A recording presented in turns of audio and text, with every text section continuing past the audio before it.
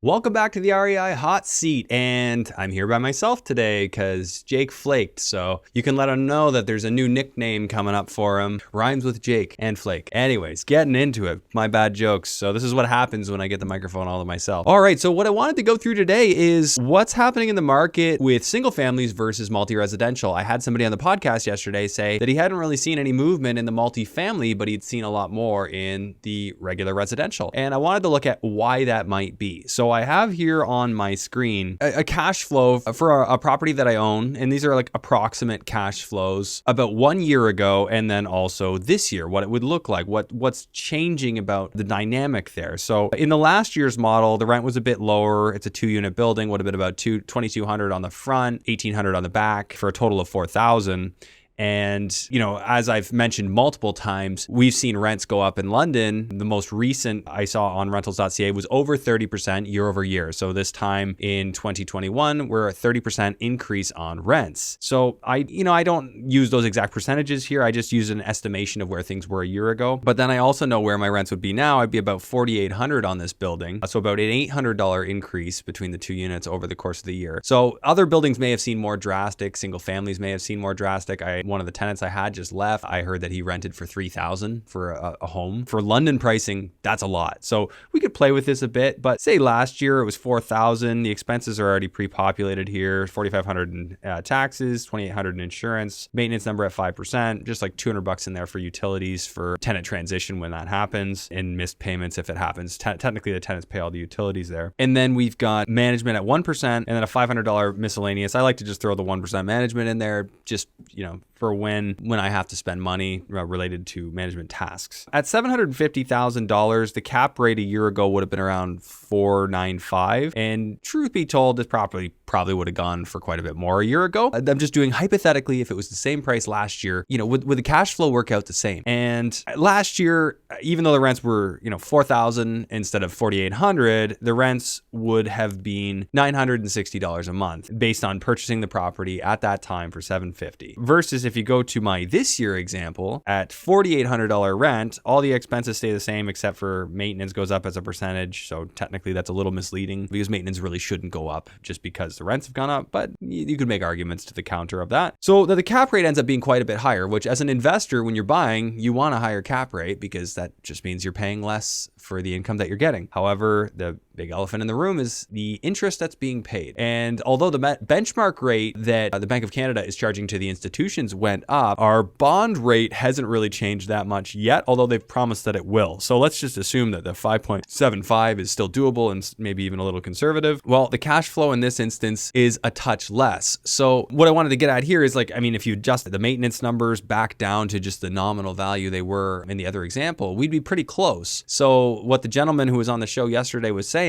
I could see the basis for why someone might think that, why there's going to be more pressure for larger multifamily to stay the same price, because although we're seeing interest rates go up, which should theoretically push values down, we're also seeing rents come up. So yes, the cap rates are coming up, but the rents are coming up. They kind of offset each other a little bit. It's not perfect, but it's definitely visible in this example. And in my head, it makes sense like this. Like if you think about like a duplex or a triplex, that's very, very close to a single family. Any investor out there looks at a triplex, they're going to be doing the direct comparison approach, say, well, you got about the same square footage as a single family home, knowing that the bylaws out there are not far off from letting people just add in units to buildings. I think where this theory that larger multifamily are not going to be as affected by the interest rate hikes, I think it absolutely comes true to some degree in the larger scale multifamily. The smaller scale, I think they're just too comparable to houses. A duplex, a triplex, too comparable to a single family home, and it's too easy for somebody to take one and convert it for those prices not to be kind of affected just by the rest of the residential housing market. So now that I've said that, I want to just go through some housing stats with you, show you what's going on, and maybe we can make sense of what we're seeing. Okay, so I have up here on the screen the CREA housing market stats tool, and I've basically just put together a bunch of composite indexes here. These are benchmark prices,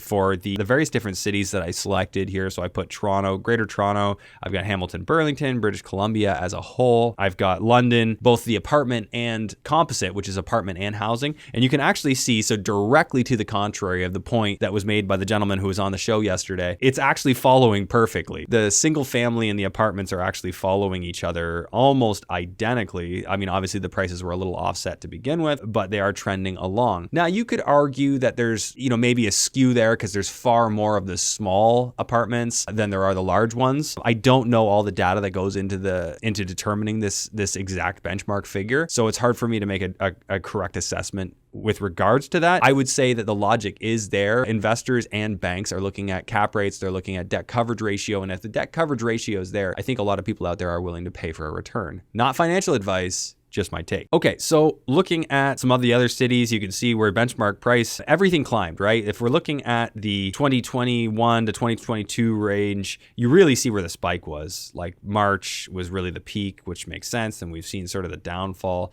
since then. So for Greater Toronto, for example, we're kind of back to November 2021 pricing, according to this. A place like Saskatchewan, they didn't really go too crazy there. Nothing really changed too much. So my feeling on that is this is valuable information.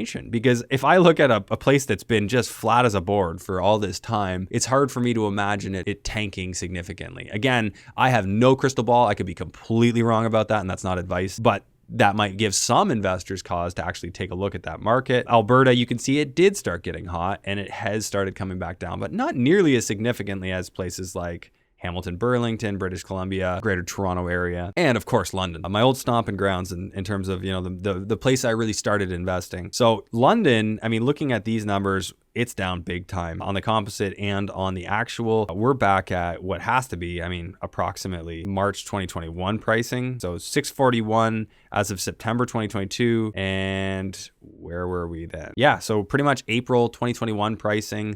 That's not that big of a deal in the grand scheme of things. That's really just a correction of what was absolutely obscene over the last 12 to 24 months. However, I will say this, I think we got more to go with the interest rate hikes that we've been seeing. So we just had a meeting, another 50 basis point increase, and they've promised that they're going to continue quantitative tightening, which basically means they're going to keep driving the bond yield up by selling off bonds that they already have at a discounted rate. So flood the market with bonds, drive the yields up. Investors are naturally going to start snapping those up, which drives our mortgage rates up. So that's where that all comes from. So getting a little bit more micro, if you don't want to just trust the CREA tool, we can look at Zolo housing trends, and Zolo will show Hamilton housing prices, for example, while they've been coming down. So we were, as of January 2022, right around 976,000.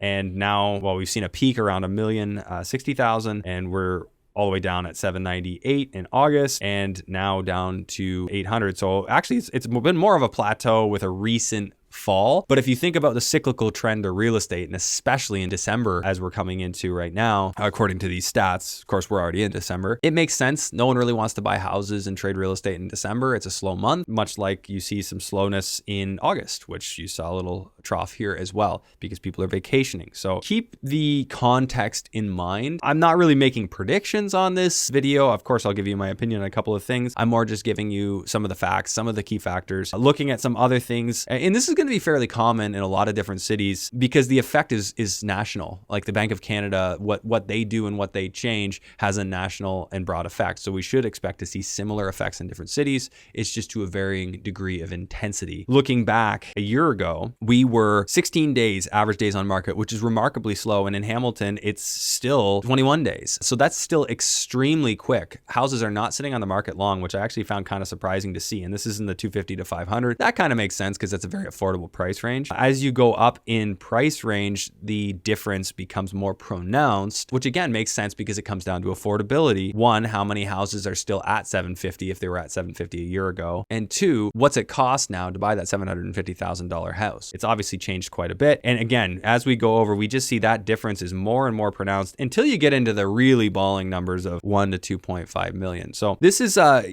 just food for thought in terms of what I've noticed is going on. I wanted to run through some of these stats. These are just two micro examples, by no means a full look at Canada, although we did go into some key metrics. I'd love to hear your thoughts. What do you think? Do you think multifamilies are going to stay much more stable than regular residential real estate? Do you agree? Do you think there's a potential push where, multifamily multifamilies are going to just stay right where they are because the sellers don't need to sell. I mean, that's something I think about too, is a lot of these sellers, they're not in a position where they need to sell. They can just hang on. Of course, we've got those investors that were doing aggressive burrs that, might be in a position where it's not working out for them. But there's a lot of people who've owned for a long time. If it's not their personal residence, if they're not moving, they can just kind of hang tight. I do think more people are going to start listing as they get mortgage renewals and maybe numbers they don't love. But there's also many people out there that don't even have mortgages on their building and this isn't affecting them. So would love to hear your thoughts. Leave comments below. Hopefully Jake's back next week, so I have somebody else to talk to. So I have somebody to bounce all my witty banter off of. Sincerely apologize for the bad jokes. Thanks a lot, guys. I will see you next week.